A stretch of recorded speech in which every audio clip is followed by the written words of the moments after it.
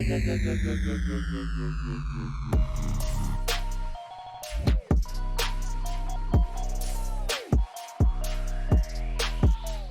back, episode 27 of the Collecting Shiz podcast. I'm sitting here with Swammey. I appreciate you taking the time, man, to come out. This gentleman was nice enough to let me in his house without me meeting him back in Denver Collecticon. I had, I think, exchanged maybe a couple messages here or there, a couple comments back and forth, but before Denver, we had not even met or had much conversation. You opened the door to us, me, a bunch of other collectors. That was amazing. That was surreal. I'd never been to Denver. That was awesome. Great city, beautiful. Wish I got to experience a little bit more mountains while I was there, but it was awesome to finally meet you there, man. And again, I appreciate it. If you could just introduce yourself to some of the people out there, it'd be awesome. Yeah. Hey everybody, Swammey. I'm out of Denver. Had a bunch of people over for the Collecticon, and that was a blast. I've got some. Actually, was gifted a Rudy pin. The dumpster fire, The dumpster fire, because Dan was opening up those Rudy boxes, and I was like, "Oh man, dumpster fire! That pin's amazing!" And I'll never. This is one of the best souvenirs from like one of these event type things. But it got stickers, everybody's stickers all over the place. You know. Oh yeah. You got rock Pokemon handing out bajillion stickers, but that's awesome. Yeah, just been collecting since about 2014, and I would say the reason I got I had a massive collection going into 2020 in mainly Pokemon, and I would say it's probably due to like making connections in 2014, 15, 16, just buying pretty periodically, maybe once or twice a month, buying massive collections from these guys that I met that would drive around buying storage units. And they would drive, like I'm out of Denver, they would drive to Utah, Wyoming. Wow. They drive the other side of the mountains, really because one that Pickers, maybe not Pickers, but Storage Wars. Storage Wars, yeah. They said once Storage Wars got big. Oh yeah, they're like the Denver storage units, like the prices just went stupid. So they would drive all over the place and get the best storage units, and it was like $200 every time. It didn't matter if there was a first edition Charizard in there, or if it was just like a bunch of Japanese. It was $200 every time, and I got all the Pokemon. Like they had sports card buyers, baseball card buyers, but if it was Pokemon, Yu-Gi-Oh, random like Yu Yu Hakusho, all the random stuff, that was me. So I got to, that's cool. Yeah, and it got to the point I wasn't even surfing Craigslist anymore. They just hit me up, and I'd go by, it'd be like Christmas. Like you don't know what you're gonna get, and you get all this little gold, and it was really good stuff. And started getting into grading eventually, and got into 2020. Didn't believe in the prices, started selling, just kept selling. I always enjoyed the flipping aspect and having the collection pay for itself. Yep. But I got into a mindset of like I was going to make it a business, like a catch 'em all collectibles or an old school Pokemon. And whether I just didn't have the balls or what, I had to let that go, because I didn't quit my job. Yep. And telecommuting was probably the main reason I had that idea in my head, because I had all this time. I commute almost 2 hours a day, let alone commuting that long. Like when you're home and you're off, right? And you have a lot more time. And so, but when I started going into work after about a year, maybe not even a year, maybe like 8 or 9 months, it was that whole thing kind of changed. Plus the inventory had started to come down, and it was like, all right, well, I'm just gonna, I don't know. it got to the point where I was getting kind of upset with Pokemon anyway, just because I hadn't bought anything for so long, Oh and yeah. everybody was bitching and moaning about, this was back in, gosh, it was in 21. It was last year when everyone was like cat fighting over grading companies, over Yeah. Masons of the world selling for too high when they're selling at market. Yep. And you've got like all these new collectors that are complaining on these big channels in the live streams, and it's like, to me it didn't make any sense. To me it was like a little bit like how much of this toxicity is coming from like kids that just don't understand the world, because I don't understand how you don't understand how they're going to sell at market price. Like, I don't know what to tell you. Like, Pokemon will eventually print more and prices will come down, but Yeah. it just got really toxic. And that was a long time ago. That was like a year ago. So it's gotten better, but I found so many other Couple other things. avenues, yeah. Yeah, to collect that I just kind of, I'd say 2020 was like the best thing that could have happened. Yeah. Just because I got out of Pokemon and got into so many other cool things, and I'd always dipped my toes a little bit here and there over the years into other things, but I really just dove in and having a blast with everything. Oh, So yeah. that's me. That's where we're at. Yeah, man. No, it's good. So you said 2014 you started collecting Pokemon? Yeah. So Yeah, it was go ahead. I was gonna say, so back you collected when you were a kid, obviously, or was it more just video games then? Yeah, I didn't really have a lot of Pokemon cards. Like, I had a Hollow Zapdos and a Hollow Gyarados, but I Nice. didn't have a lot. Yeah. That was it. Um, Parents didn't get me a ton, but it was the games. It was, Yeah. I played Okay. those games like, oh my God, Yeah. like um The worm light and all that. You had everything. The oh yeah, little I had twisty light that the worm shines on the light. Game Boy. I could get through Viridian Cave or whatever without flash. No, yeah. Yeah. Like, don't like, Don't, okay, there's don't, the wall. don't. I could shut my eyes and get through that cave. Left, Just by the right. sound, you know what I mean? Yeah, Like, yeah. don't, okay, that's the wall, going to the right. We're going to hit the trainer. We're going to go around the trainer, battle the trainer, go up to the Yeah. left, and then go up. You're going to be hitting the ladder. And oh, yeah, dude, I played the heck out of those games. Yeah, I'm not gonna let my kids get a cell phone until they can get through that cave without flash. So There you go. I feel like they won't get it for a long time. This comes too easy nowadays. Nowadays, I think you walk into the cave, you have like a certain much of brightness. Like you could see your character and like Oh, three really? spaces in each direction. Yeah, but flash makes it bigger. It's stupid. It's way easier. See, I didn't know how to get flash. Yeah. And Yeah. I still don't know how to get flash, to be honest. I think, yeah, I don't know actually. But who needs it? I don't. Yeah. I could walk through that cave blindfolded. Yep. Yeah, I think I know how to catch a Mew, but I don't remember where Flash is. You're right. I'm drawing a blank. That's cool though. Yeah, so which game did you stop at? I think gold, silver. Yeah. You played you didn't play the Crystal, played Silver or something? Yeah, I think I just got to our gold, soul, silver. Yeah. And then I pretty much got into Yu-Gi-Oh. Okay. So was it Yu-Gi-Oh cards or was it games as well? It was cards and game. Yeah. Oh yeah, Yep. dude. Played the heck Oh out yeah. of it. You got childhood cards or Dude, I have a somewhere. Have you ever seen a binocular case? It's a case for binoculars. okay. I kept my deck in there. And it's somewhere in this house. I just don't know where. Binocular case. Yeah. I could just imagine somebody rolling up to the tournament, bringing their binocular case, setting it down, like pulling it out of that. Velcro. Yeah, no sleeves, just No sleeves. No, doesn't have any sleeves.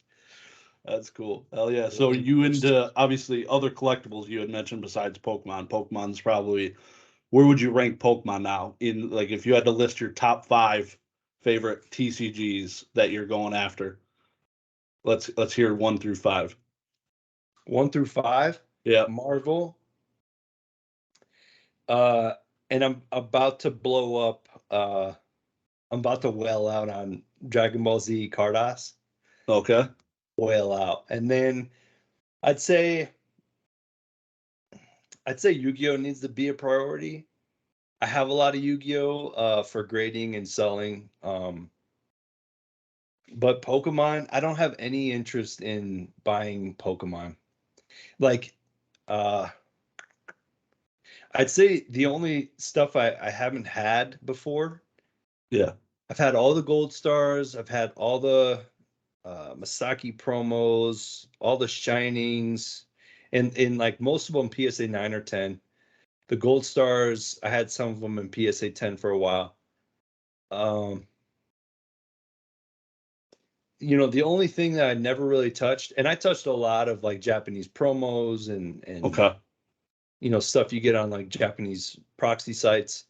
I was into that too. I'd gotten into that in maybe 2018, 19, 2020.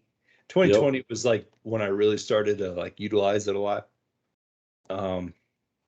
But I've had most of it. I haven't had the trophy cards, but I don't need them. I don't want them. Yeah. Yep. I would much rather get like Yu-Gi-Oh! PSA 9 first edition LOB for the price than go after stuff I've owned before. And it's just like I don't, it's a very tough thing to describe. Like Yeah. not that I don't understand why people would want to collect Pokemon. I love some of those cards. Yeah. I just have no desire to go after them. I don't know. Yep. Burnt it out. Yeah. Yeah. I think in Marvel too, it's kind of fun because I'm getting like Grail cards. Like I'm getting cards printed to 10 or to 20, and they're of cool characters, and you're getting it at a really good price. And I feel like I'm getting in on the ground floor. Really what I've been doing for the last year and a half is I've probably bought maybe 20,000 Marvel cards to grade. And I was getting them at, 50 cents to $1 a piece, and off these Facebook groups or just off eBay. And then just getting ready to like create a Marvel market. Same thing as Pokemon. Just grade, sell, keep a little bit, but just create a graded market for Marvel, because I think that's all it needs. Marvel has like less than 50,000, maybe 60,000 now PSA graded cards. Wow. Pokemon had 1 million in 2020. Yep. So with PSA alone, PSA celebrated Pokemon's millionth card in 2020. And so Marvel's like nothing. Yeah. Marvel feels like Pokemon 2014 for me. It just feels like way less competition, way more fun personally. Just because I feel like basically like the way I'm saying it is I feel like I'm easily buying gold stars. Like it feels, for the price that I'm paying, it's like holy shit. It's no competition right now. Yeah, like you said, ground floor. Yeah. Yeah. And 100%. It's just I'm just having a blast with it, Yeah. I feel comfortable with the prices I'm paying because I know it's way smaller than Pokemon, but I know there's enough people there that will pay the price I'm paying for something. Yeah, I'm just having a good time. Yeah, I want to get into that a little bit more in a minute, but I'm going to hold you to it. Marvel, Cardass, DBZ, what's number 3? Yu-Gi-Oh or Weiss? You didn't mention Weiss. So it's still Cardass, but it's like just different IPs, like Yu Yu Hakusho, like Weiss. Yep. Weiss is up there. Weiss might be number 4, or number 5. But I also I kind of want to prioritize like Cardos first. Yeah. Like if Yu Yu Hakusho, I've got a nice Yu Yu Hakusho binder of like the collectible card game, but I want to go after the Bandai cards, especially like low print releases. Hell yeah. Maybe they sent out like 500 or 1,000 of a card or something. I just want to go after those for different IPs. Kind of like very small markets, very low demand, not very like high upside. Except for Dragon Ball Z, I do see like in the long run a lot of upside for Dragon Ball Z Cardos, but yeah, just even like IPs that are done like Trigun. I don't know if you ever Yep. watched that I've heard show. it. Yeah. Yeah. Didn't watch it. Trigun has got like it was like a 1 season show, and it was amazing. And I've picked up some Trigun cards, and I'd like to grade with Beckett some of these like random Cardos because they'll grade anything, you know. Oh And yeah. just get it in the slab, and Yep. it's kind of like the personal collection type stuff. And then I would say I'd have to put HP Lovecraft books of his, and if I could get those on there, I want to start getting into books. Yeah. Yeah. That's cool. I went to a vintage mall, like a whatever vintage mall is a bunch of historic items. And I always am looking at books, looking at opening to the first page, looking for the first prints of these different books, and it's pretty cool. It's crazy how there's no book grading or anything like that I've ever heard of. Yeah. At least on Pawn Stars, even that they have that girl come in, appraise the books, and I've never seen a graded book or anything, and it shocks me. Because they grade comics. They're meant Yeah. to be read. Books are meant to be read, but you would think these vintage books you'd want encapsulated. I mean, you would want to read them, like House on the Borderlands. You probably never heard of this book, but you know, I bought a book. It was like $250 for this special copy of this book, and it's a crazy looking. It's got one of the crazy looking covers. It's a nice looking book. It's old as shit. It's tore Yeah. up, but it was like a special release, and I still read it. I can't tell if I'd want it graded. Like video games, I get grading video games. Like you can download and play almost any video game. Um, you don't have to like crack this thing open and slip the disc in. They probably won't even Yeah. give you that in the future, you know. Yeah. Yeah. But yeah, Ebooks. graded books would help because that's probably the only reason I haven't bought a ton of books yet. One of the only purchases I remember regretting was about 4 or 5 years ago. I saw an HP Lovecraft book, and it was on either Golden or Heritage, and it was a big book. I think it was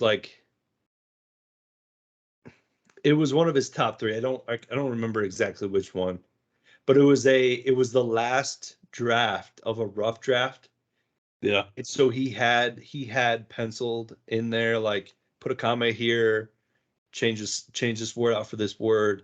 Like Wow. he had written in the book a little bit, not a ton. Like it still felt like nice, Yeah. but he had written it in a little bit, and then there was a certification page that came from the publisher, and Suzanne or whatever her name was, she was like, yeah, this came from HP, this was the final draft copy. And it's like yeah, this is the last, this is like the first official, you know, it looked like, damn, this is good, and it went for like $4,000. And I could have taken that higher, and I never did. It's like one of the one purchases I wish. I feel like that book would probably go for 36K today, Yeah. but I don't know. You know, Yeah. I've seen other books of his go for about that much, 50K, you know, mostly like 10 grand or something. But it's just like books is tough. Yeah. It's the last one on the list. It's probably the last one on the run because it's the barrier to entry for me. It's a little higher Yep. just because I feel like you got to know more. Yeah, and I was thinking about the book grading while you're talking a little bit. I'm like, man, like grading one Pokemon card, they do it in whatever seconds, 20 seconds, whatever. They gotta grade like a thick ass book. Just they gotta look at every page, checking for water damage, or like, man, that would take forever. So yeah, Yeah, I understand maybe why they don't, but it would it, be, it'd be nice. yeah, Even if they some didn't, I guess you'd have to like encapsulate it so you couldn't just swap it out. exactly. Even like if it's a certified official like complete book, like something like that, and don't assign a number to it, like an authentic PSA grade, essentially. Something like that would be maybe sufficient, but I don't know. It is encapsulated forever, right? So You're coming up with the next $1 million idea, dude. yeah, Just casually. yeah, exactly. The Marvel cards, not too familiar with it. I know Pokemon and Yu-Gi-Oh! Those are my big two. World of Warcraft trading card game died in 2012 or whatever. Know that a little bit. But yeah, so Marvel is kind of newish to me. I know obviously the characters and all of that. So the Marvel you're collecting, and I know there's older cards, newer cards. So what are you working with now? Like what era? All right. So I basically skipped all the 1990s up until about 1996. So, by the way, you said World of Warcraft. Like, I still want to get Illidan's cards and get those in a high grade, and that kind of ties into that just different IPs. Like, I want to collect like the top characters from different IPs. Yep. Because that's sick. I mean, Lich King, Arthas, Illidan, Storm Rage. Let's see. That's why I graded Leroy Jenkins. I graded like 30 of Leroy them. Jenkins, dude. I graded 30 of them. So Hell yeah. yeah, Shit. not I'll selling never any of them. forget Leroy. But yeah, I mean, I love it. Is that Devil May Cry out there? Yeah, yeah. That There was you my go. game, man. There you go. Devil May Cry might have a Cardass out there. You need to check it out. That'd be Yeah, dude. sick. That'd I'm be telling dope. you, Cardass has got a lot of good shit. So for Marvel, there is a ton of Marvel. Basically, the way I can say it is, there's the Upper Deck era, which is from like 2012 to today. And Yeah. Upper Deck has a lot of sports card inserts Yep. with low numbered cards, and they're kind of like, it's modern, but it's also some of the biggest inserts in sports cards, like kaleidoscopes, precious metal gems, um, star powers. All this, they basically took like all the funnest inserts from the 1990s basketball era Yeah. and just popped it into Marvel. And you got Upper Deck like today, and then from 2012 to about 2000, you have Rittenhouse. And Rittenhouse, they have some like numbered stuff. They really just have quality sets with some really cool inserts. I'd say like it's a great, like affordable, fun way to collect Marvel. And then you have the 1990s, and from 1990 to 1996 are the most iconic Marvel cards, but Yeah. they're also like the highest printed. It was kind of interesting to hear Rudy the other day. He was talking about Magic having something like 300,000 boxes of collector's boxes. 300,000 boxes is a lot. Yeah. Like 1990s is like the highest print run in Marvel. The 1990s stuff had like 350,000 boxes of Marvel Impel. Yep. Like 350,000 was like their upper tier like print run. So it was kind of interesting to hear the print run of collector's boxes of Magic today. But TCG, they print more just period. So it's Yep. kind of hard to compare, but um yeah, and then you've got some really cool comic images stuff in the 80s, and then you've got some really cool stickers in the 70s, 80s, 60s. And then you've got a 1966 Don Russ set, kind of similar to like Batman, but different. I don't put a lot. I mean, it's the first set, but I don't put a ton of priority on it. Just all my priority has been basically 2,000 and on, because you're talking about print runs of boxes being anywhere from like 8,000 to 15,000 boxes total. Yeah. Right. And so it's just really low prints. And so you'll have insert cards without being numbered, and they only print in like 50 of any given card, and or 100 or 75 or 140, and you're just like, you're collecting all these cards right now. A lot of them are still cheap because there have been a lot of people that have jumped into Marvel over the last year, but they're still chasing like serial numbered cards. Yeah. I was too, but when everybody started chasing the serial numbered stuff, you start learning about, you start calculating out print runs. Got a buddy, Alex, in the Discord. He's got a big spreadsheet, and you can go and find rare cards printed less than 100 times without serialized. Yeah. People don't realize it might as well be a serialized card, and you can get it for cheap, and it feels good, Hell yeah. Yeah. I watch Golden Auctions quite a bit, and I see Marvel pop up all the time. And I think I saw, I don't know how long ago it was, but there was a set of PMGs. I think they were metal cards sold for $60,000+. Do you know what it was? I'm sure you know what it was.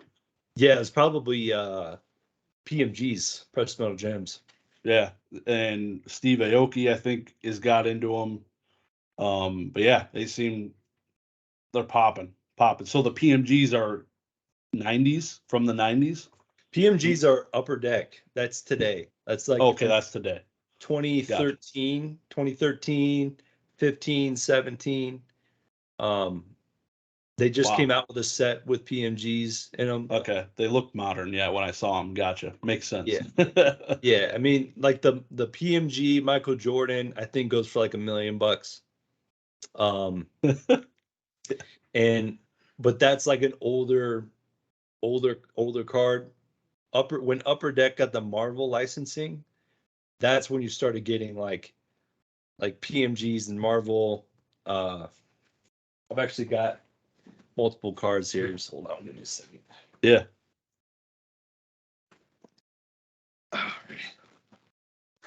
Yeah, so like these jambalayas.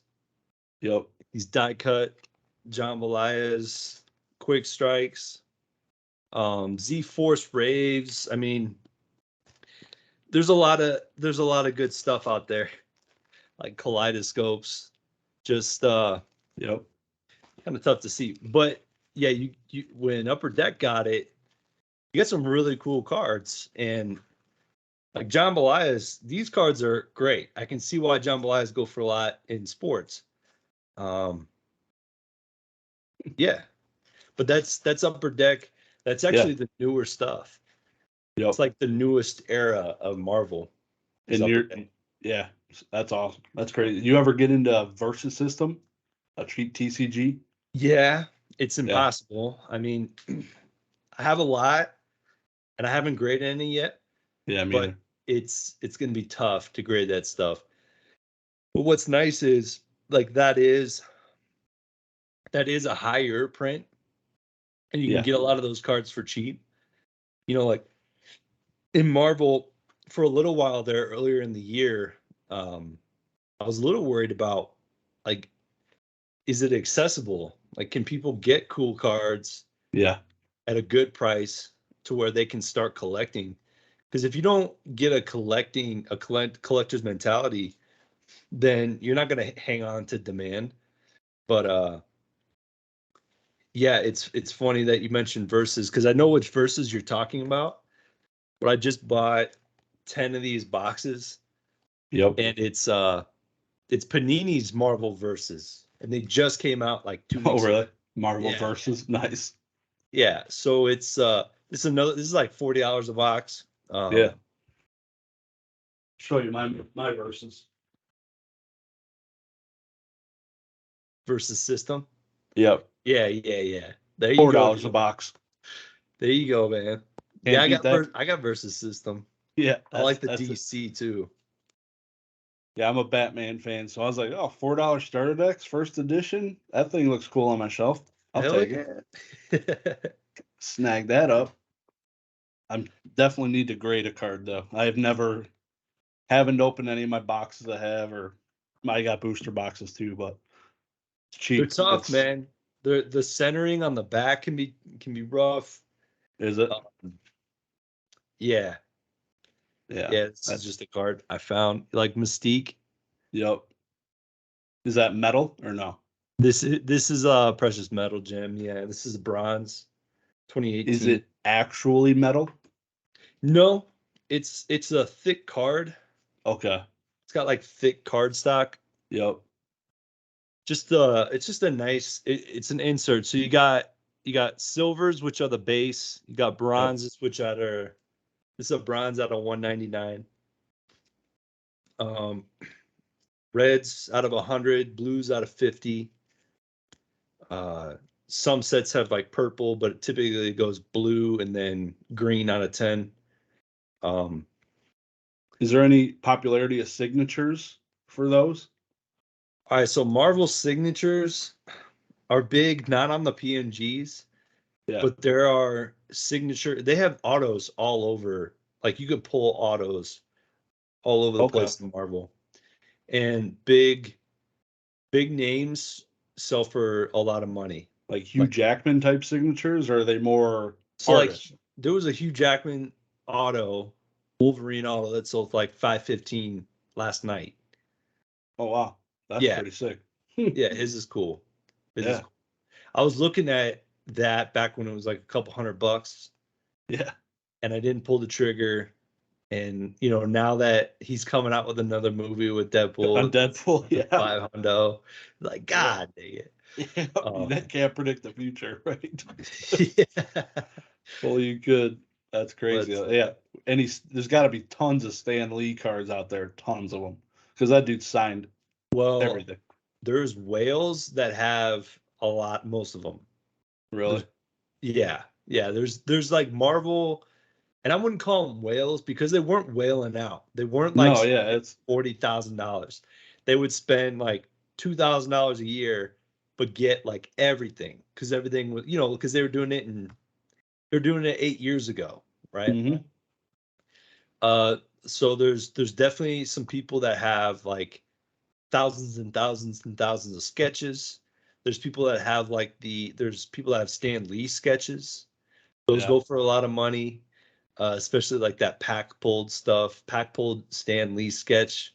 It's pretty crazy. That'd be pretty cool. Peach Momoko, she's big in comic books right now. She's got a massive following. Her sketch cards sell for like ungodly amounts of money. Yeah.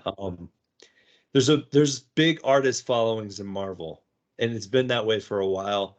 I think Pokemon's starting to like lean that way, especially with like the signatures seems a little bit crazy. What's going on with Pokemon? And it probably was. It probably had like a little boom. Like everybody was a little bit too going after it a little bit too much about a month ago. Maybe they were paying a little too much, but it's a real thing.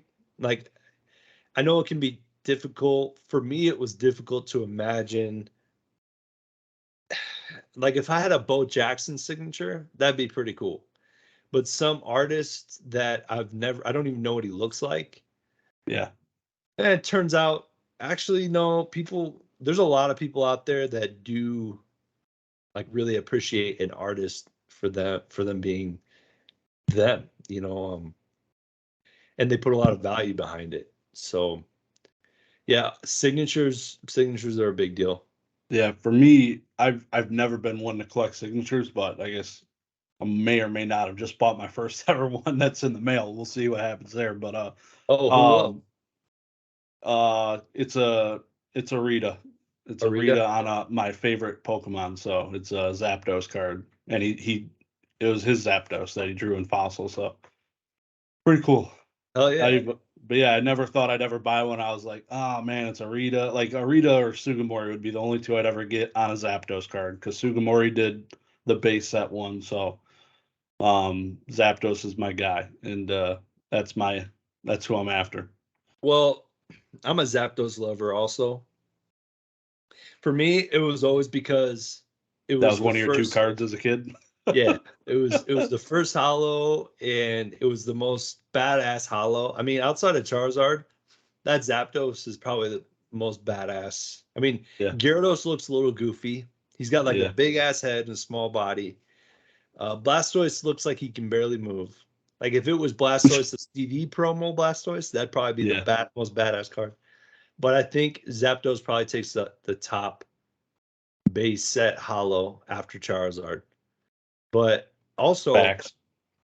Zapdos destroys Articuno and Moltres. Yep. And Moltres is weak as shit. Yeah. And Articuno, He's got Ice Beam.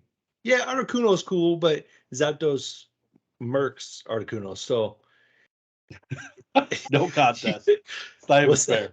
that? Yeah, it's not even fair. So That's cool. Hell yeah. No, I've great appreciation for that card. I don't have childhood cards, and Zapdos is one of the only cards I remember in my binder before my parents gave it away. But yeah, I don't know. Always going through that electrical lab to go find them and catch them was lots of fond memories walking through there. It's restarting my game several times to catch them. yeah, Several yeah, times. yeah. What Zapdos was the man. Yeah, what type of collection goals you after besides Zapdos? Collection goals. I'm hitting them, dude. I'm hitting them in. Yeah. I gotta say, like, I just pulled it out. So this jambalaya, I picked up a jambalaya Cyclops. Yep. This is not his. This might be his. I think it's his second year jambalaya. But there's 20 of this card. There's only 20, and to get it in a 9 for I think it was like $250. It's like That's really dope. it's a dope ass card. It's Cyclops. Like I can't wait. For me, half of it is just being excited about the X-Men coming back because they're gonna reboot them eventually. Um, pretty much, filling out my Black Panther collection. I'm getting like I got a Storm coming in the mail, Storm Jambalaya coming in the mail. It's just dummy. Like some of the like the Marvel, like I feel like I'm hitting Marvel grails. There's probably I don't know. I just feel like I'm hitting them in Marvel right now. Yeah. Uh, I got a ton of great like set cards to grade. I'll sell probably 80% of them. Keep the characters I want to keep. The Magneto, the Storms, Black Panther, Cyclops. If I can keep Wolverines, I'll keep those. But yeah, I think I've been thinking more recently because now that I've been in this acquiring period for Marvel, and CGC finally started grading Marvel. So I've been starting to send in cards to get graded and sell into the market to grade more and sell more, blah blah blah. So I've kind of got that whole train like Yeah. going, and now I have a little bit of time now that that's all kind of the ball's rolling on it. I can kind of look around and I want to. I'll be in Dragon Ball Z card ass. There's some cards out there. I'm probably just gonna go straight for like the limited print, like special release cards. Yep. There's probably like 20 cards, 15 to 20 cards I'd like to get over there graded. Some of them I might end up buying from somebody I know. Um, yeah. Any raw collection, pretty much graded cards is the chase. Well, in that like for those limited print card art stuff, raw would probably be I would probably be okay with raw. It'll probably get to the thing where like I get the 15 to 20 cards to be honest, that'd probably be like $3,000 to $6,000 later. Like easily, if I'm being honest with myself, raw, they're probably anywhere from $200 to $300 at least a piece. Some of them are like $500-$600. So yeah, it would probably be a raw collection for a while, and they're not in the best of shape, most of them. Yeah. So yeah, That's cool. I mean, how do you like CGC? You said you started using them because they started grading Marvel. Obviously, PSA was grading Marvel. Is there a reason? I watched one of your videos recently. It was kind of like the crossover, the comics going CGC slabs. Is that the reason, or what's the main? The people are not like against CGC like they are in Pokemon. Like there's people that prefer PSA. Yeah. And I'm still unsure. I think you should still probably send like 2013, 2015 PMGs to PSA, if I'm being honest. If I had those cards, they'd probably be PC cards anyway, and I'd still send them to CGC. But if I was to tell somebody like, hey, I want to grade this card and sell it, I'd probably say, yeah, go ahead with PSA. But honestly, like I've had cards sell really well just over the last 3 weeks. Like I had about 300 cards out to CGC, got those back, listed them, and got most of the ones I wanted to list. I got those listed by a couple weeks ago, and everything's been selling really, really well. I mean, buy it now is pretty much low list. Buy it now. The only graded version listed, PSA or CGC. Maybe there's PSA comps, but most of the time, just like I'm the only one with a certain kind of card graded. Some of them I've put up to auction. Like some of them that got a lot of watchers, I put a few of those up for auction, and they did really well. I mean, it's moving fine. Yeah, that's good. I just like CGC. Yeah. No, they're clean. Do you think there's crossover, those people that are doing comics that are looking also at, because obviously if you just type in Marvel Spider-Man, your listing could show up, right? Oh yeah. Let me see. These are all graded cards. All right. Let's see.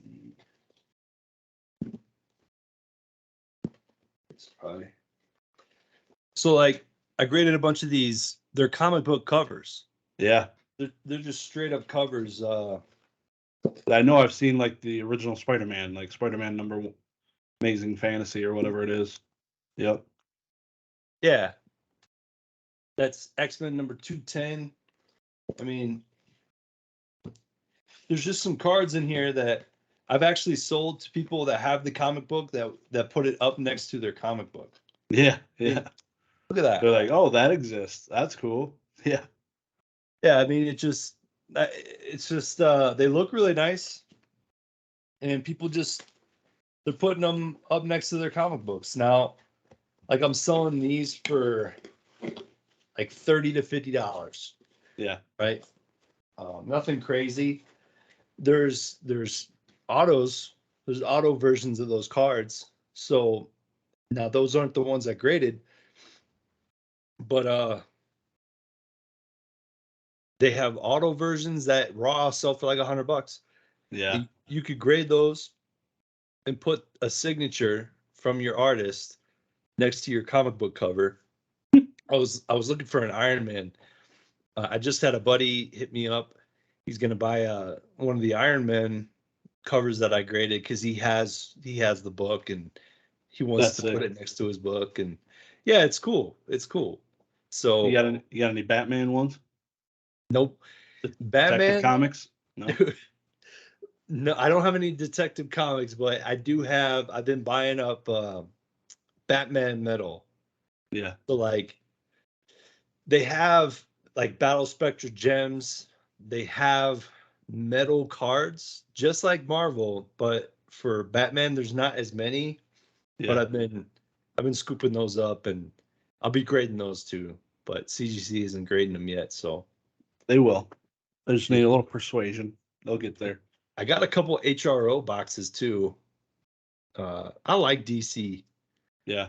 I like collecting DC, and it's cheap. Oh yeah. It's cheap. Batman's like the only DC character besides Superman that most people care about. Yeah, it's not a whole lot of reach for a lot of people. I know I wasn't a big fan of the Justice League movie. No, have you seen the Snyder's cut? No. It's better. Yeah. If you get a chance to see it, it's a lot better than the original cut, but it is like 3.5, 4 hours long or something like that. Jesus. That's insane. So this CollectCon thing, what made you open the doors to all these bunch of people you probably haven't met? Hooligans, man. Yeah, my wife would kill me if I did something like that. So I guess I'm curious, like what was the thought process of opening the doors and doing it? I definitely was prepping her like a year in advance. Like A year? Yeah. I'm like, hey, as soon as they announced Denver Collecticon, I was like, hey, I'm gonna have people out here and we're gonna throw a party. And she was like, okay, what are okay, you, 12? sure. Like Yeah. So I did a Collecticon in Texas somewhere. Can't remember where. Maybe Austin. Yeah. Yeah. And it was great. I had talked to Basic maybe once or twice before, made good friends with Basic, made good friends with old school Pokemon, but just had a lot of good memories. Yeah. And I thought, like I'm gonna push Denver really hard, and I did. It was worth it. But to have everybody there, unbelievable, dude. Unbelievable.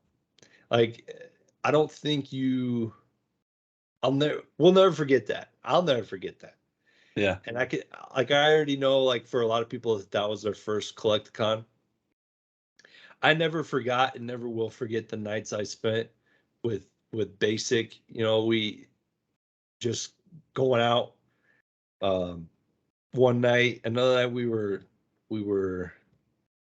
got into Metazoo. He was gifted a Kickstarter Metazoo booster box. He was gifted a whole booster box. Damn. Yeah, just I have a lot of good fond memories of that, and I knew we'll remember Denver for a long, long time. It'll be a trip. I hope it's like one of more memories that we make, but there will be people that drop off.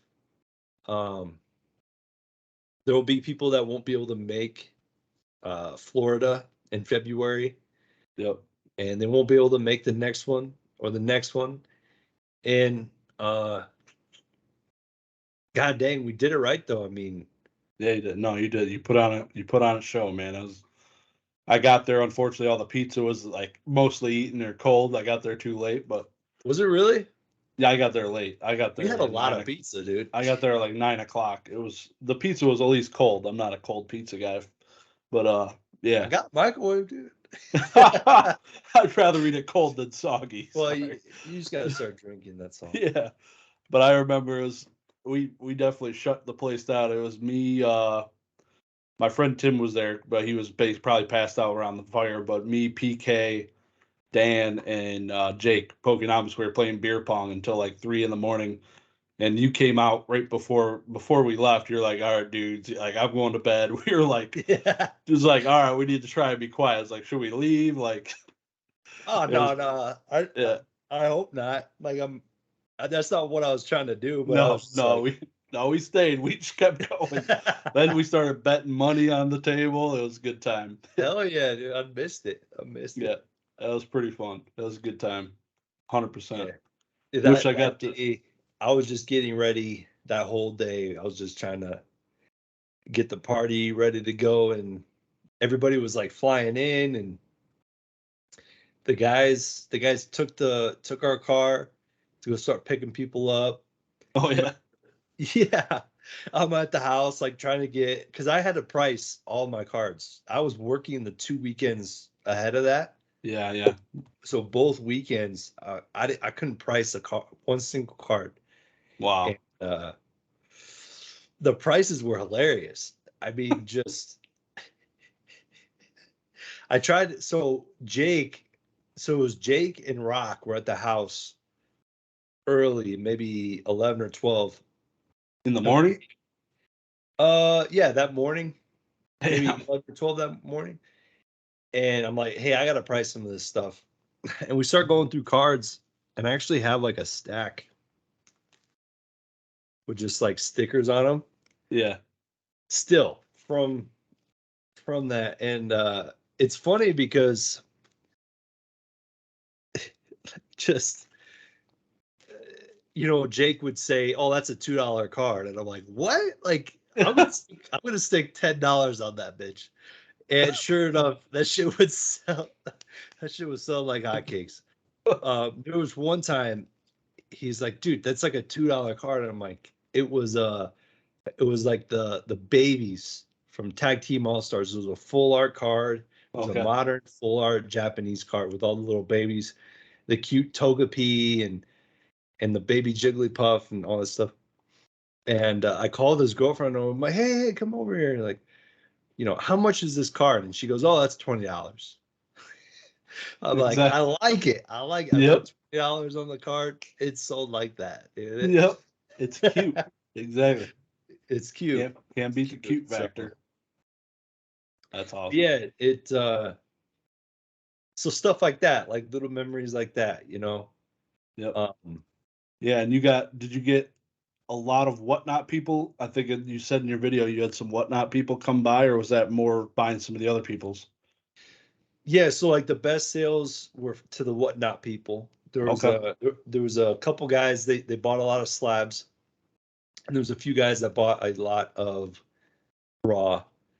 Um, the raw did best with normal people. Yeah. Like I sold a ton of raw. I probably sold over like 75, 100 cards, individual cards to people, regular people, not whatnot streamers. Yeah. And I might have sold 3 slabs to regular people. Really? Wow. Yeah. So, and That's crazy. like I had $35 slabs there, Yeah. $40 slabs there, but I probably sold way more like $50 raw cards to people than I did these slabs, which was really interesting because to me the only way to sell a card is slabbed off Yeah. of eBay. Yep. You know? For sure. But You had Pokemon Classics right next to you, right? Or was he come in he later? no he was there to film and just hang out. Oh, I But thought he then had some cards there. No. he had like a little box of stuff he was willing to sell.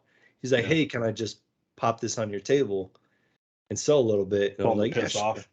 No. Yeah, yeah. Yeah, piss off, dude. Who the hell are you? No. But yeah, he sold some cards and it helped pay for the weekend for him. Um, I did so well. I had a number in my head and I like doubled that number. I was maybe like $300 off from doubling the number by Sunday morning at like 10:30 a.m. Yep. So I was That's packing awesome. up.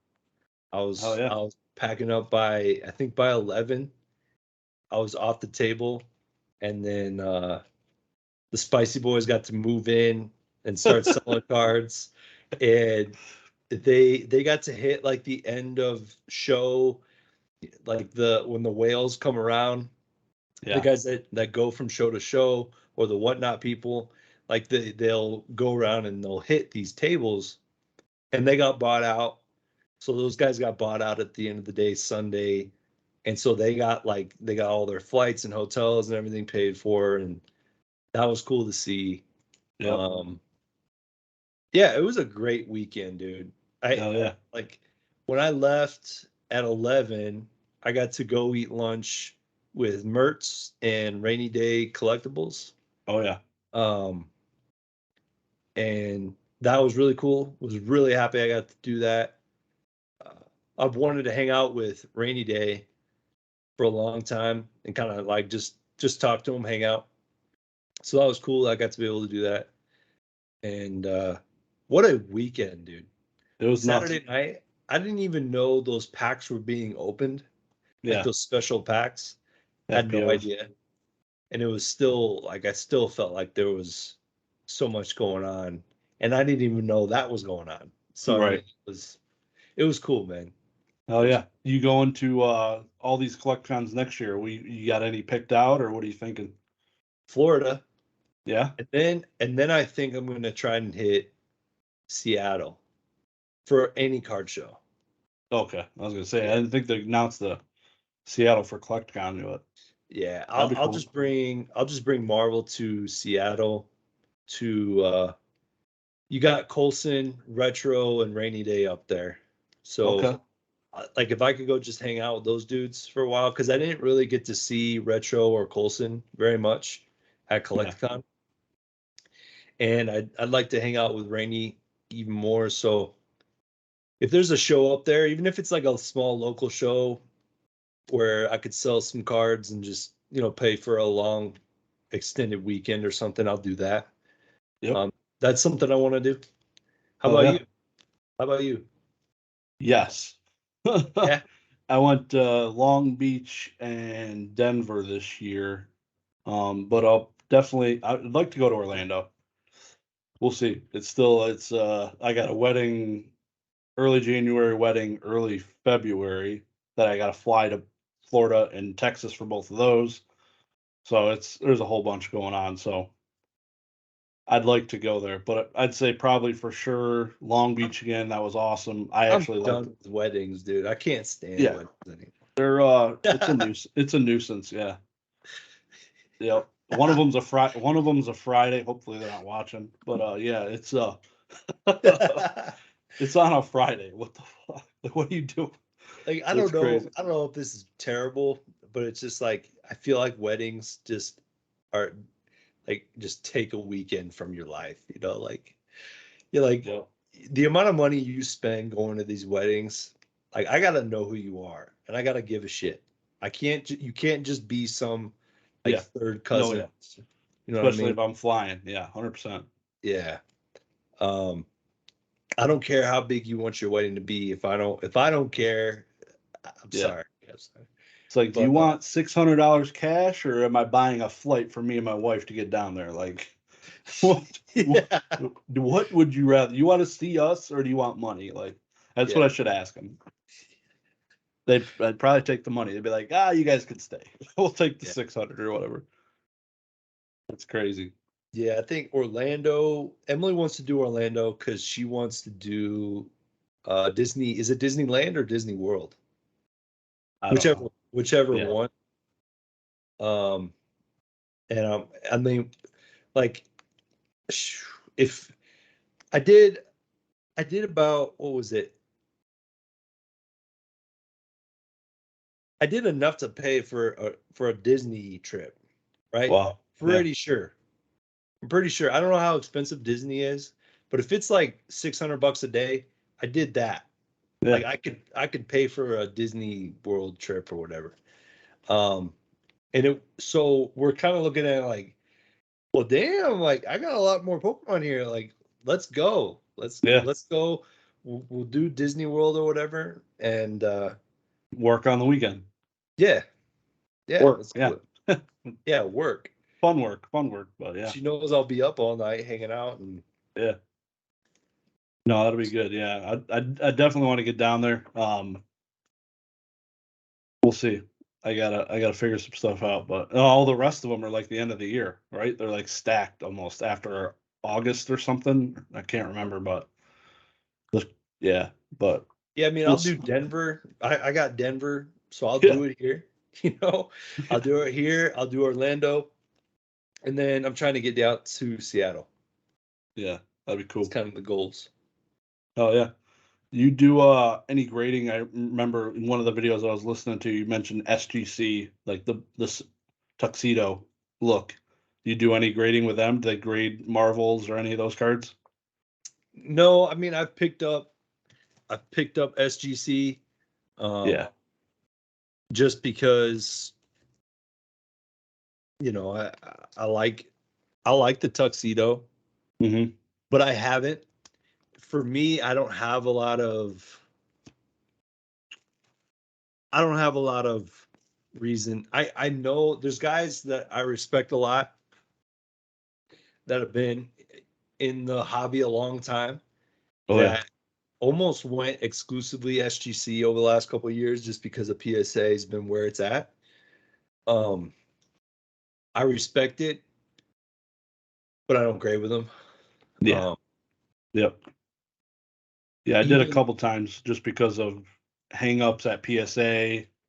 I knew they were grading easier on Pokemon cards, so I upgraded a bunch of those cards, got higher grades for the flipping game. But yeah, they look clean, but the freaking things are massive. If they were like CGC size with tuxedos, the black look, that'd be pretty slick. yeah, they are big. They are big. I don't have. I mean, I bought good deals. Is what I did. Yeah. Like this gold foil signature. It's Miles Morales. It's a rainbow foil. It's this is a e-pack achievement. Basically, you had to turn in cards in the set on e-pack. You had to buy e-pack packs, Yeah. get the cards, trade to get more cards, or just straight up turn in cards to get this card. Basically, there's probably like 50 to 100 of these. It's Yep. not numbered, but it's rare as shit. Um, uh, so I bought that in SGC because like I saw some value there. I'll buy SGC no problem. Yeah. Yep. Yeah, I like some of the old sports cards for whatever reason. I think they look pretty sharp in those. Like even the small tobacco cards, I like because they have the shrunken down fit. They fit really good inside the frames. They They've do been really doing that well. a long time. What? Yeah. They hold a lot of respect in vintage sports. Oh yeah. They sell same tier as PSA. Like their modern is way below PSA, but vintage SGC to PSA, it's like neck and neck. Like 12.6 million Honus Wagner, right? Or no, Mickey Mantle was an STC slab. yeah, they So get a lot of respect from on that vintage side. And yep. it, you know, Pokemon just didn't they didn't get the same love for CGC. You know what I Yeah, mean? if CGC didn't come out when they did, I feel like SGC would have picked it up. They would have been there. Yeah. That would have been interesting because they are the number two sports grade. All it's probably close between them and Beckett. I'm not sure exactly, but for modern, I don't know. But yeah, it'd be really interesting to see if CGC didn't enter the trading card game, where and who number two would be now.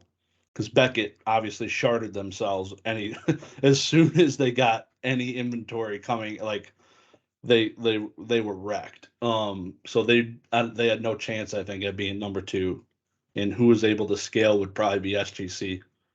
Which Yeah, I mean, it's also it's also like the demand too. Like yeah, Pokemon, the amount of vitriol towards CGC and Pokemon was a little like it was like it took me back. Like I couldn't I still don't understand it today.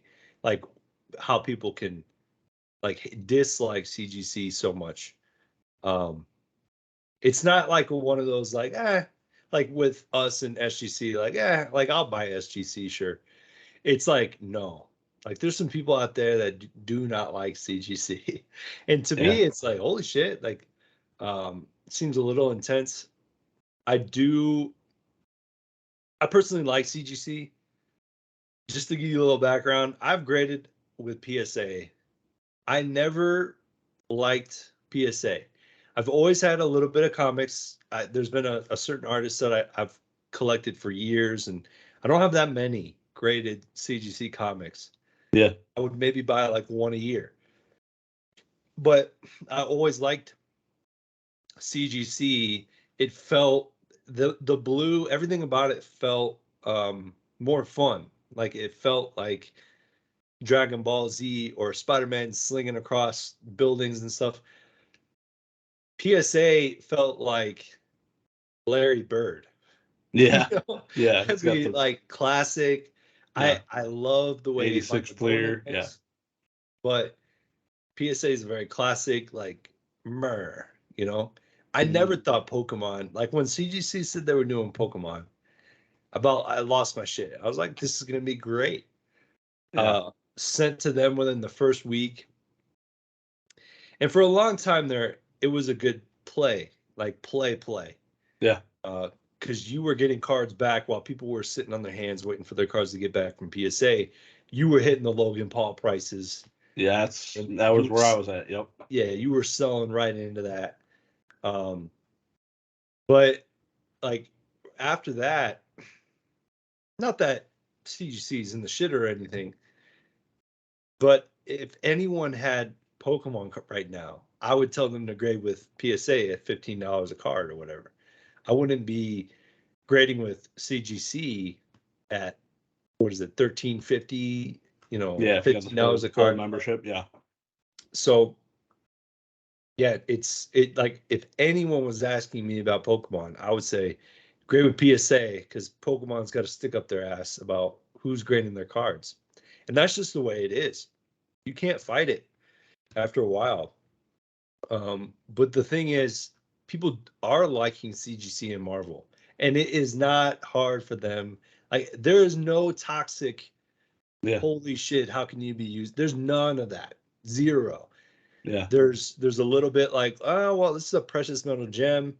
Maybe I should send it to PSA. And Yeah. I'm Crack the telling CGC 10 and send it to PSA. Yeah. yeah. I'm telling them send it to PSA, dude. Send it to PSA. But Yeah. like, there's no. So, which I'm happy about because I really do. I think CGC has the best slab. Yeah. The slab is the clearest. I don't have a problem with their label, the blue. I like it. So yeah, that's my rant on CGC. No, I agree. I definitely looks the cleanest. Big fan. Big fan of them. Big fan of PSA. I have tons of PSA cards. All my vintage Yu-Gi-Oh! The good expensive ones are all PSA slabs. Same with Pokemon. Yu-Gi-Oh is all PSA.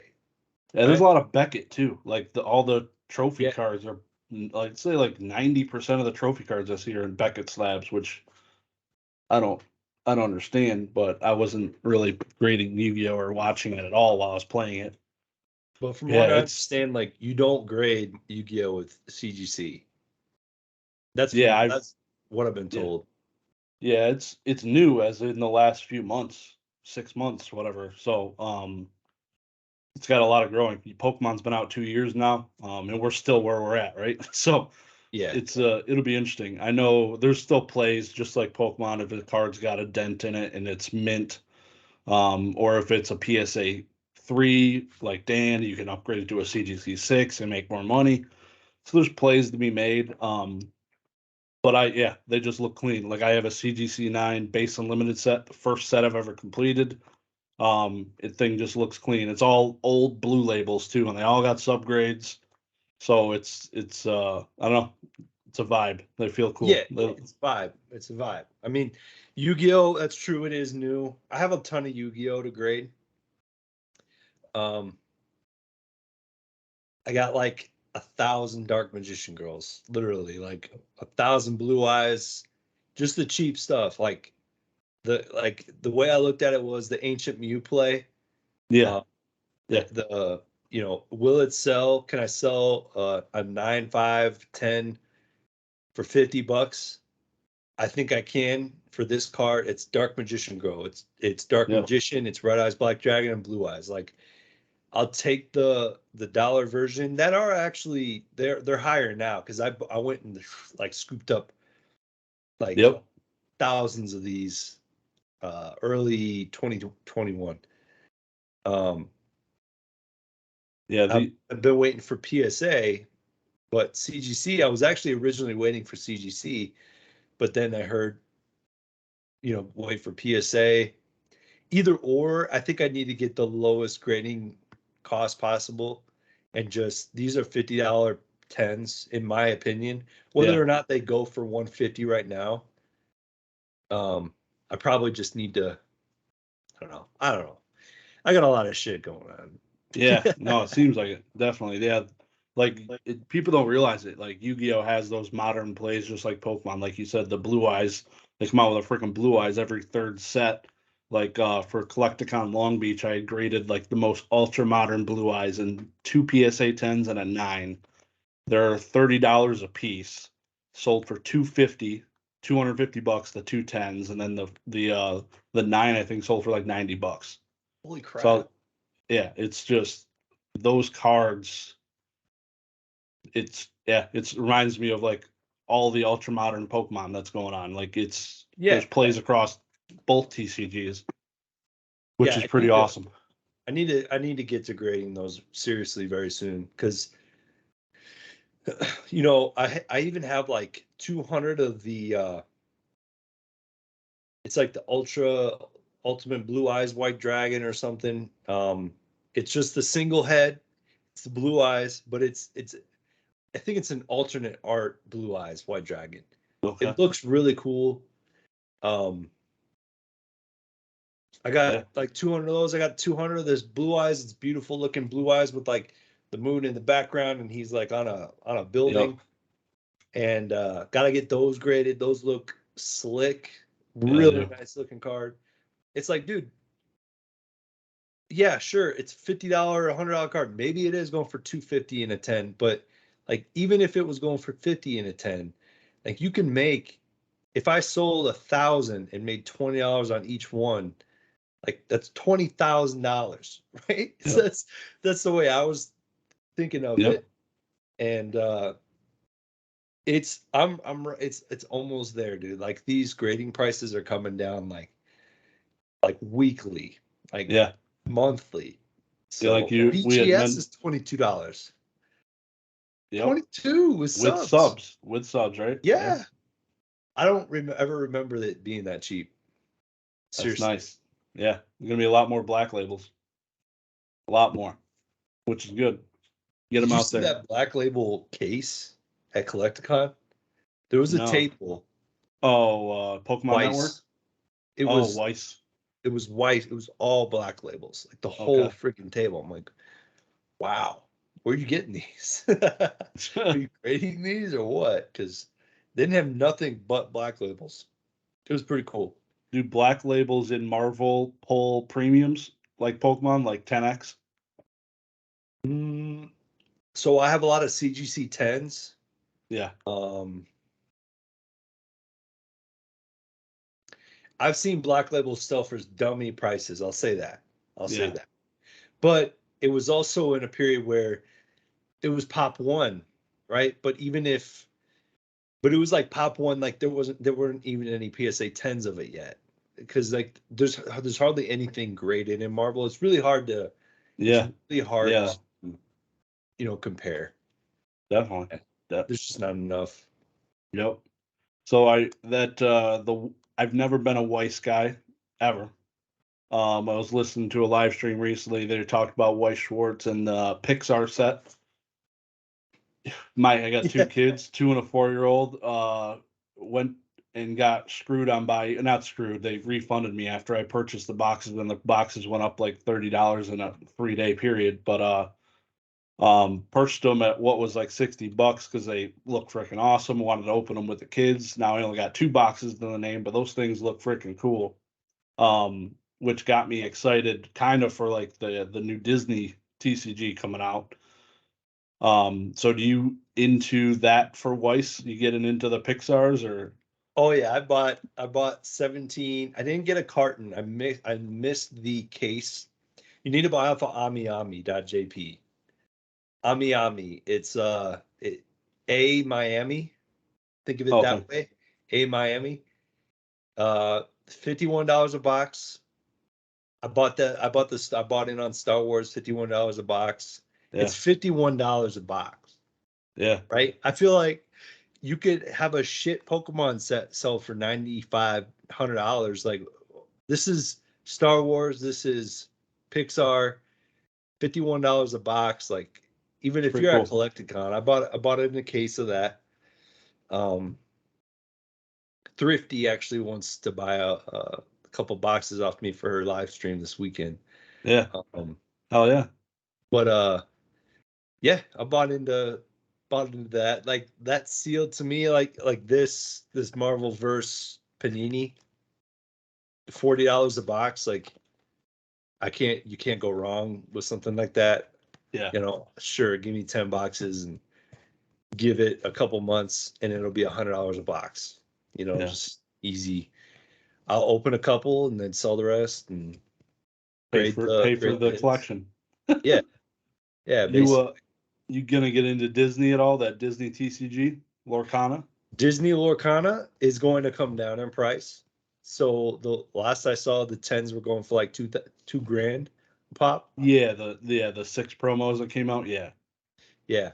Props to everybody that bought in on those when they were raw for in the low hundreds. Props. I wouldn't touch the shit right now. I think it's way too high. I think anybody trying to buy a Lorcana card for anything more than $400 or $500 out of their mind. And I still think probably $400 to $500 is risky, but you're not out of your mind. Yeah. Disney, you've been on Heritage. You've been on all the time, every Wednesday. You see, Disney has like original cells that they used for the movie that sell for $300-$400. Like you can get the original cell from a movie. Yeah. From back in the day. This is an original cell, and like chill, cool it. Disney's got all. Yeah, Disney has crazy collectors. Disney has an NFT that has gone to shit. You know, I mean, already that you might not even known about.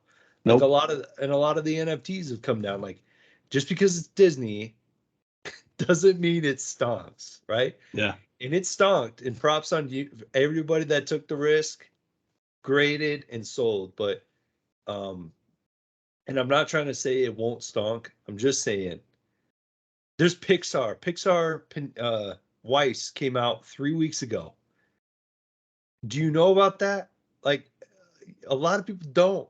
I'm watching The Great Curator the other night. He's like, holy shit, we had so much fun at this card show. I picked up some Pixar.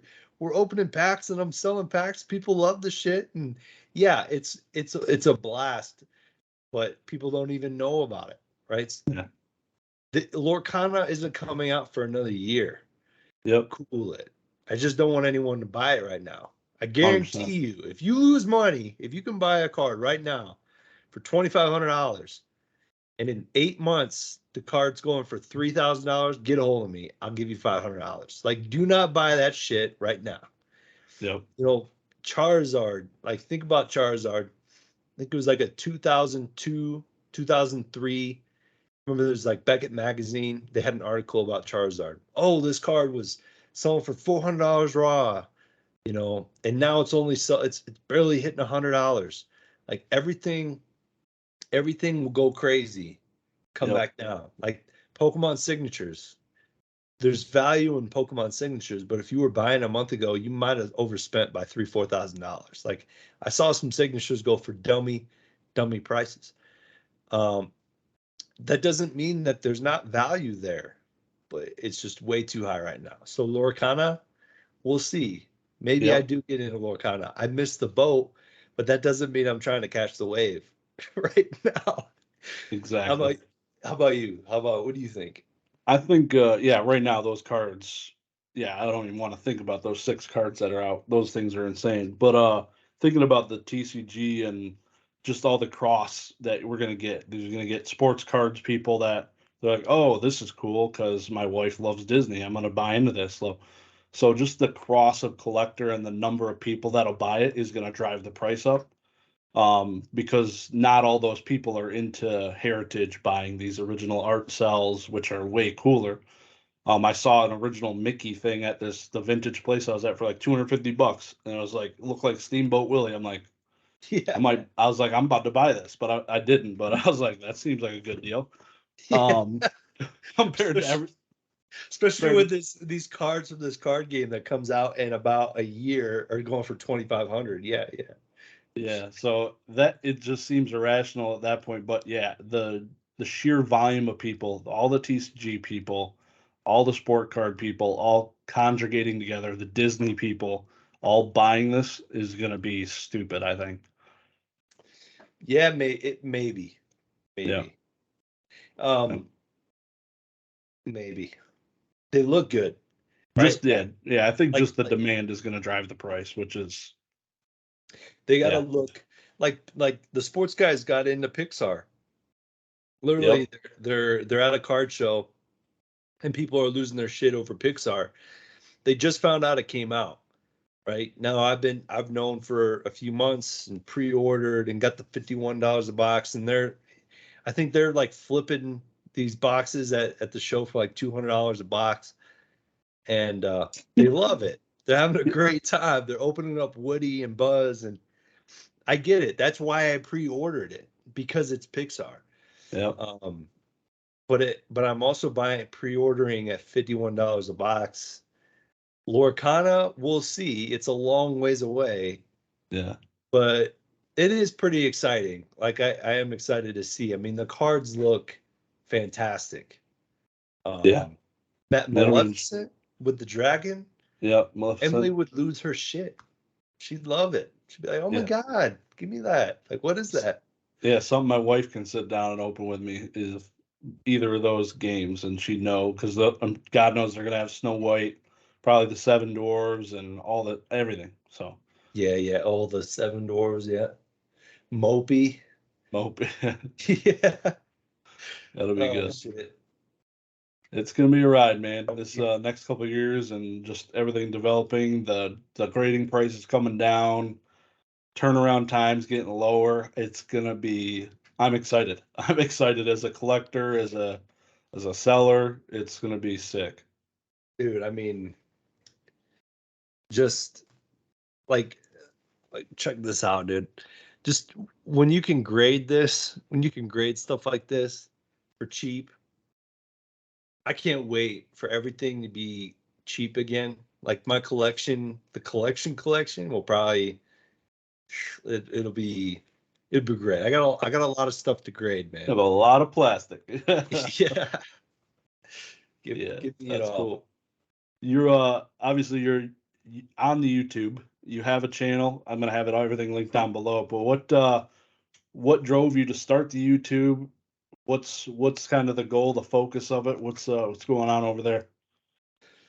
Yeah, so I opened it up 2020, and it was basically to be like, hey, chill out on the Pokemon. These prices are nuts. No, don't buy. Well, that all played out, but I also played it out like I didn't have my heart in it anymore, because it was like, okay, I haven't bought a Pokemon card in like a year and a half. Yeah. And yeah, I discovered Marvel.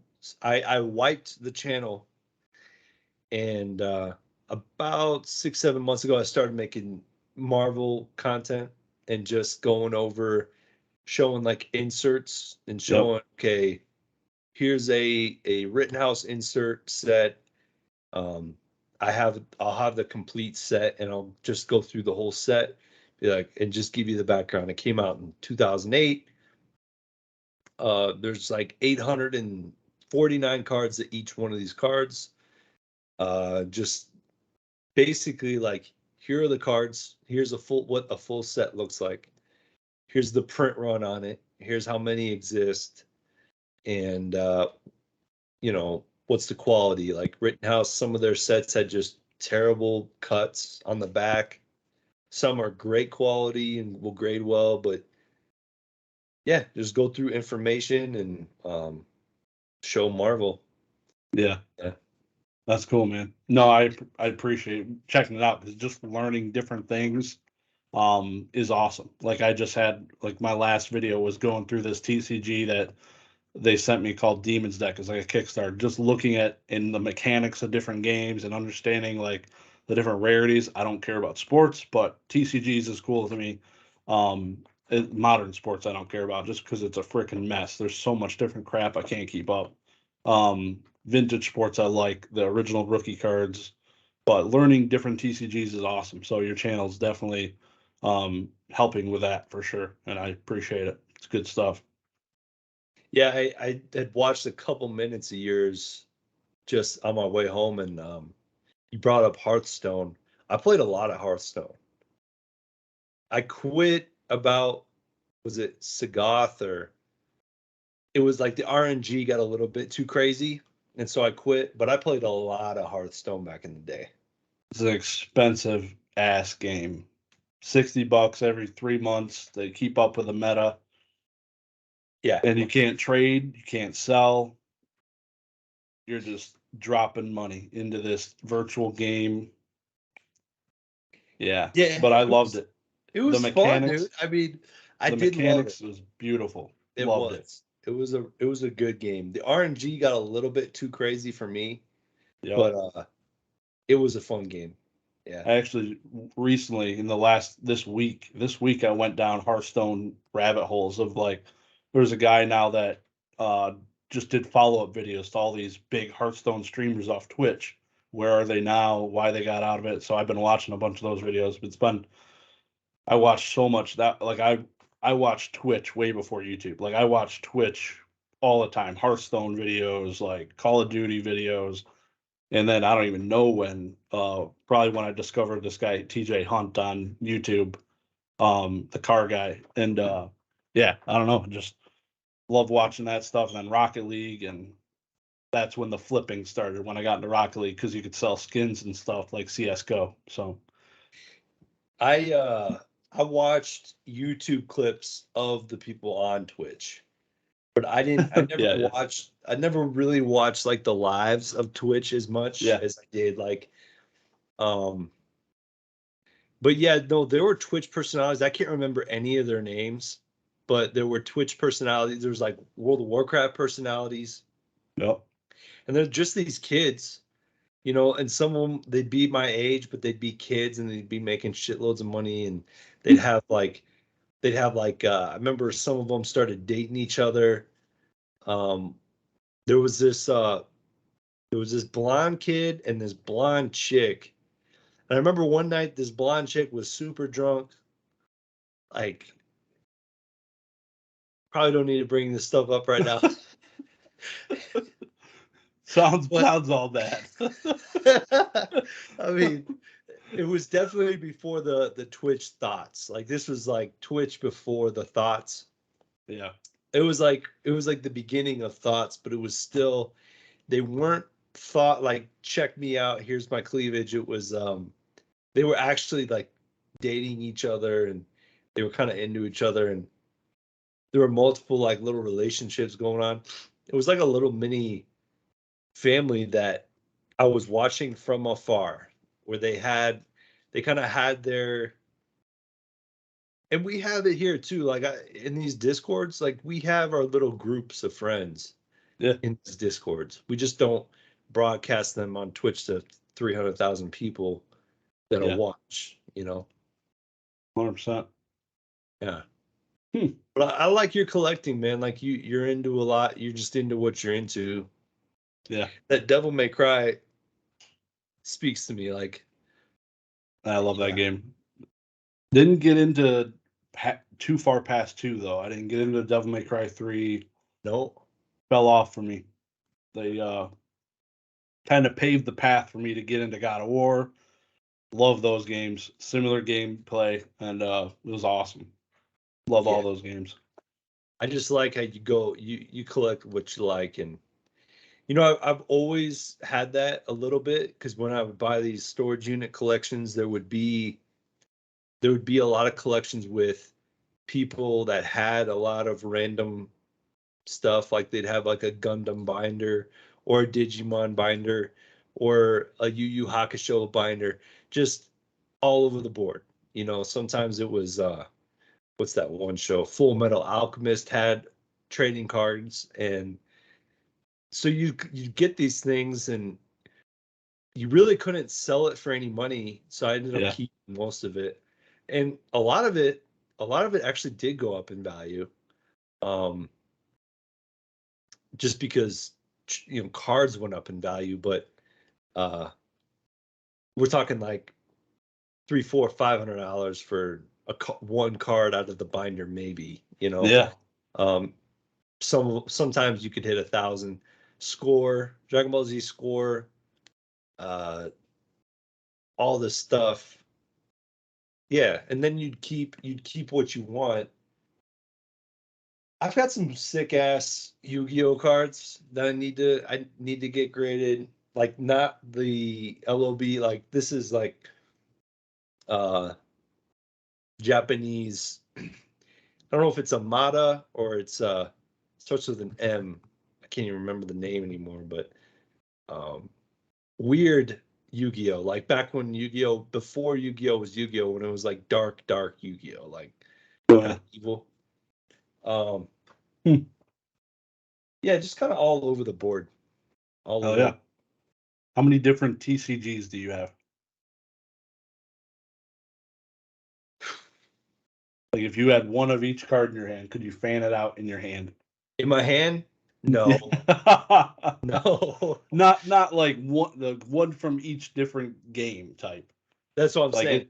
No. Yeah, it's probably like 100+ different types of games you got. Oh, dude, I got boxes of freaking Wizard game. I don't know. I think they're like $35 a box. It's got like dragons. What's it called? Weavern?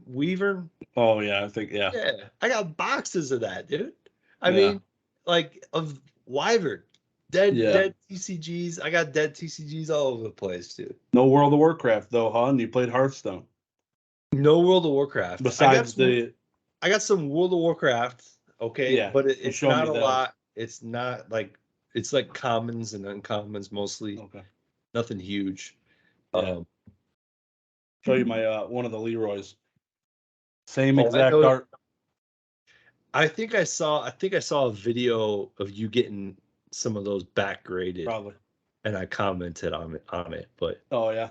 The Leroy, I want like the big characters like Thrall. Yeah. Love Thrall. Did you play Warcraft 3 or Warcraft 2 at all? I played 0. Wow. Did you really? Nothing. I played the first ever for World of Warcraft was the TCG. So I played a bunch of Yu-Gi-Oh, and then this came out at the LGS, and everybody was getting into it. So I was like, all right, I'll play. And then I got into the WoW TCG, and then Hearthstone came out as this died essentially, and got into Hearthstone. Just never played WoW ever. No way. Yeah. Wow. Yep. So I played Warcraft 3. Yeah. And are you familiar with like Dota or League of Legends? Yeah. Oh yeah. So League of Legends and Dota came from Warcraft. Yeah. So you can make custom games on Warcraft. So I mean, I've been playing Warcraft since I was like, I don't know, 12, 13 or something like that. Like Warcraft, I played probably more than any game in my life. Even more than World of Warcraft. Or yeah, any game I've probably played Warcraft the most. Just because you had all those custom games and yeah. Love Warcraft. Crazy. Oh yeah. And so I'm like big on like the whole story. I read the books. I read a lot of the books. Is there a movie? Oh, there's a movie. Yeah, they did a pretty good job with the movie too. Yeah. I was gonna say I don't think I've seen it, but yeah, maybe I should. Is it it was digital, right? 3D animation or live action? A lot of it was. Okay. Yeah. And it was, I mean, it wasn't bad CGI. Yeah. It was pretty good. But I'm big on Warcraft lore. Dungeons and Dragons too. You know, Magic had that Dungeons and Dragons set. There's Dungeons and Dragons cards from like the 80s, 70s. Like Dungeons and Dragons goes way back. So I want to collect. I mean, you can always collect that too, dude. Like, there's good stuff to collect. That's probably why I can't get back into Pokemon, because there's too much crap out there. Yeah. there's too much crap, and it's all fairly cheap, right? Yeah. Yeah. I mean, you can get the original, the Demigorgon, which goes back to H.P. Lovecraft, right? So I want to collect H.P. Lovecraft books because they call him the godfather of cosmic horror. Mm-hmm. And that is basically, H.P. is as big as, what's his name? The poet, Edgar Allan Poe. Yeah. He's like Edgar Allan Poe's like protege, like the next Edgar Allan Poe. But his horror was cosmic horror. It was like shit's so crazy it blows your mind. Think Stranger Things. Yeah. Where did Stranger Things get this Demogorgon. cosmic horror from? Dungeons and Dragons. Where did Dungeons and Dragons get its cosmic horror from? H.P. Lovecraft. Like to me, I don't know if it's just getting older and being able to see all the connections and appreciating it and learning where things got influenced from. I don't know.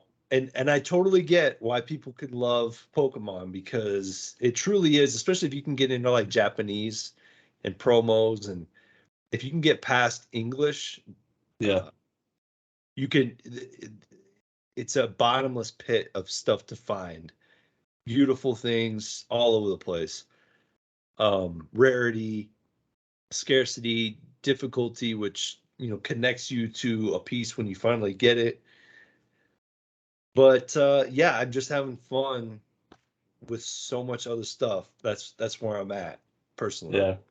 So Magic the Gathering, you had mentioned the Secret Lair, Dungeons and Dragons. Obviously, they got the Stranger Things one. I think there was a Star Wars one, or there's going to be. I bought the Street Fighter as well.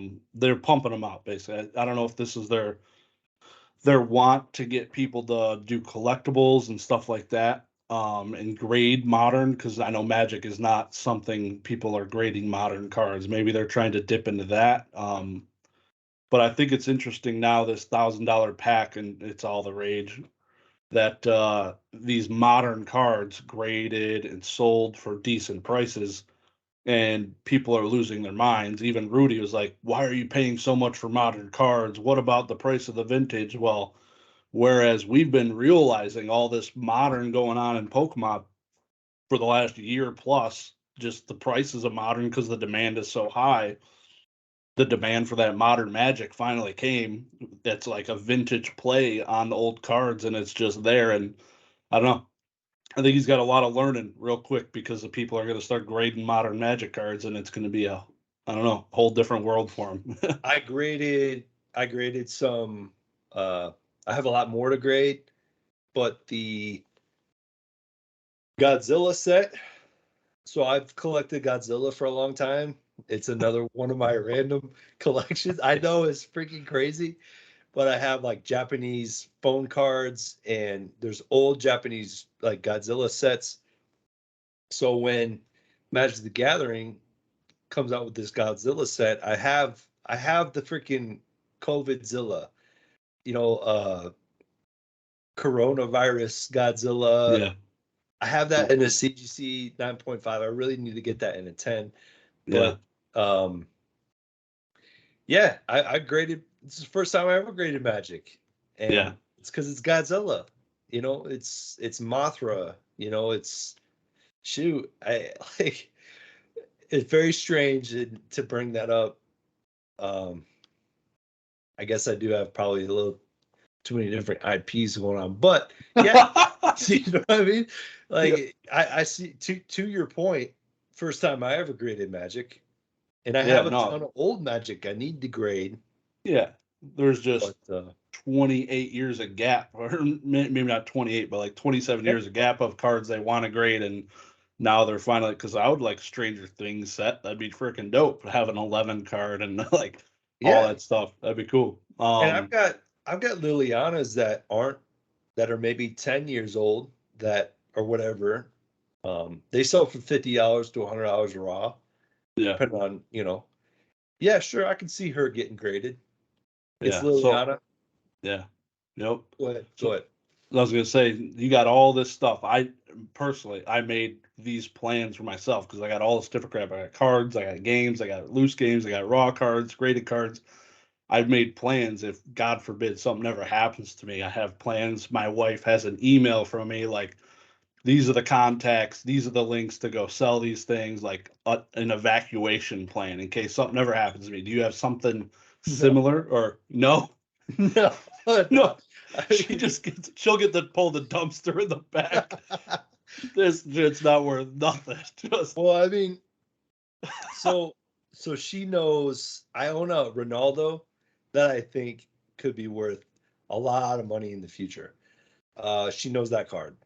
Like, that card, everything else going in the dump. yeah. Everything. Well, I mean, most of it I bought with the card money, right? Yeah. So it's not like we made a huge investment. Yeah. In, No, I understand. you know what I mean? But might be a play. Give Well, her a there's so much contact. shit. There's so much shit that I don't see.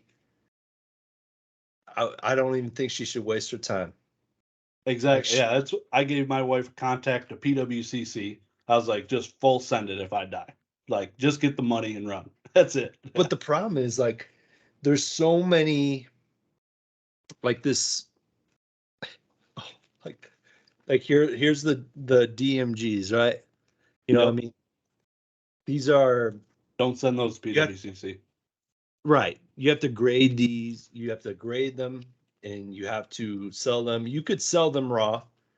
You could take 1,000 DMGs and sell them at $2 a pop and make $2,000, sure.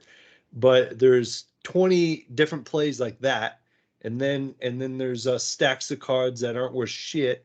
You know, sorry for all the shits tonight. No, that's what it is. I was talking with a guy at work that couldn't stop saying shit, so now I'm saying shit all over the place. Yeah. But, I also got a bunch of raw cards, but I just said send all the raw cards to this guy. He'll give you a check. He'll figure out a price for you. But yeah, it might be worthwhile just because you got a lot of different things going on. That's true. I probably should do that. Like I'm not gonna die. People no, I know. But amen to that. Made of steel. Yeah, exactly. Don't die before I upload this tomorrow. I feel really bad. Survive.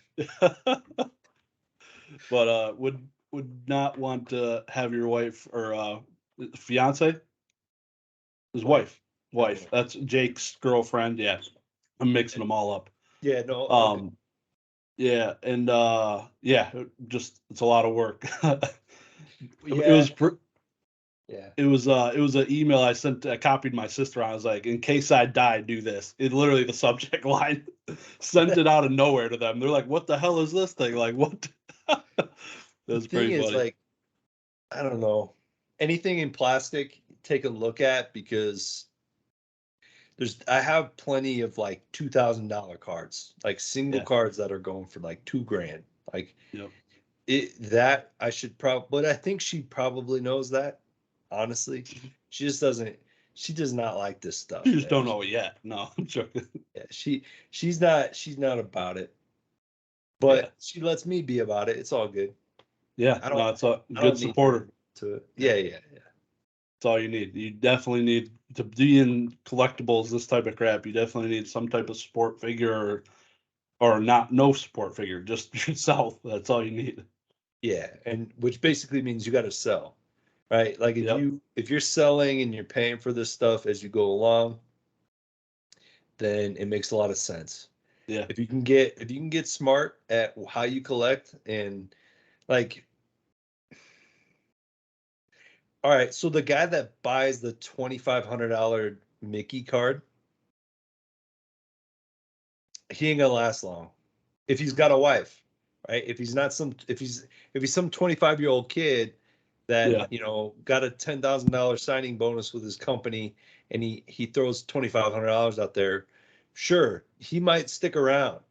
But if you're married and you spend $2,500 on a card that's only going to go down the day that she's like, hey, we need to sell that card because the heater's out, and that's just how it goes. We got to pay for this heater this year. Yep. And that card sells for $500. Those guys don't last in this hobby, right? It's right? game Now, over. if there's okay, so in Marvel, there were Aokis. Earlier in the year, we had about 3-4 whales that doesn't matter if they spend $50,000 on a card, right? Yeah. But if you're trying to spend $30,000 on a card because there just happens to be 3 other whales that are paying attention to that card at the time, and it goes down to $8,000, like in your regular dude, you're not gonna last, right? Like if you're buying $1,500 Moonbreons, you're not gonna last. If you're buying $2,500 Lorcana, go through any of the modern stuff. I don't think you last very long if you pay for top of the line PSA 10 Moonbreons. Or I don't know, did the Charizards ever stock from the UPC? Have there been big sales of it? $300-ish, $400 maybe. I don't know. That's not terrible. That's It's pretty actually good. not terrible. You could probably survive that. But like, you cannot have huge amounts of collections or big dollar cards if it's constantly like getting cut in half and you're married. Like, you're getting cut in half. Like, hey, about that card, you need to sell it. Yeah. She's like, hurry up, get me pregnant, because I got to cut your dick off. You understand? You know what I mean? Like, I'm going to castrate your ass if you buy one more of these cards. Yeah. And you're going to have to sell. You're going to have to sell a little bit here. Yeah.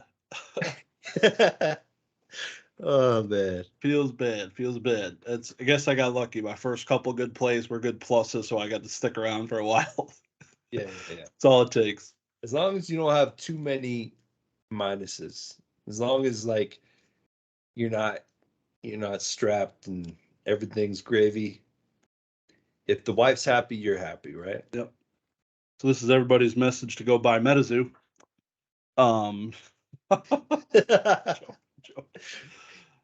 Hey, if you're Dan, if you're getting the boxes for $45 a box or something stupid, and you're selling them for, whatever he's selling them for, good on you. I'm sure he's doing well. Yeah, 100%. I wanted to buy a Kickstarter box a little while back when they were like $3,000. I don't know what they're at now, but I'm not sure if they've dropped. I've stopped watching it, but it's interesting stuff. They're down to $3,000. Yeah, I saw. Yeah, they were selling. Guy in the Metazoo group was selling it like $3,000. Friends and family, probably, whatever, through a middleman or something. But yep. I've still got some Kickstarter cards that were gifted to me, hollows and stuff. But sorry, for the prices that I was seeing them go for, I was like, I'm not gonna, like, I'll just hang on to this, whatever. Yeah, exactly. Yeah, I got the whatever that first Collecticon they went to is where I got a handful of Kickstarter stuff and I just gave it all away. I was like, this ain't gonna be worth nothing. You gave it away? Wow. Yeah, I gave it to my friend. My friend still has it, so I guess it's not too far away. But yeah, he's like, oh, it's a cool game. I'll keep these. I'm like, all right, that's cool. Metazoo, man, like, I don't know. It'd be cool if they made it. I don't know if they will. Yeah, but I think they got a player base and pumping a lot of money into tournaments, which is good as long as they keep doing that and it keep growing. That's what they need, just more and more people playing it. I don't know, like, Magic's in a funny spot. Just hearing about where they're at. I remember when they came out with the online arena. Yeah. And they pushed arena, and it kind of seemed like, well, when they cut pro play, like they cut like the big tournaments. Yep. It was like, because wasn't that before the pandemic? Like they did that before the pandemic. Thought so, yeah. It's almost simultaneous, but yeah. I mean, it worked out. Like it looked like a very good deal for them to do that. Going into the pandemic, because you're like, oh well, people can't go in anyway. But I think it is kind of like it's backfired on them a little bit.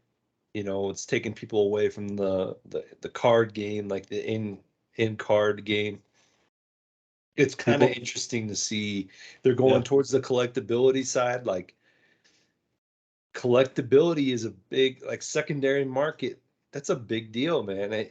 Look at Pokemon. People don't play that game. People aren't paying $1,500 for Moonbrown PSA 10 that are playing the TCG. They're not. Yeah, no. Yeah. They're collecting it. There's a huge market for just collectibles. Yep. Who knows? Who knows where it all goes? Oh yeah. Awesome, man. Well, on that note, I think we're gonna send it into the evening. It's only 9 o'clock for you, which is freaking amazing. I'm jealous. Still got the whole night ahead of you. It's getting close to midnight. It's 11:15 here, so dang. Definitely appreciate you coming on, man. I truly honored.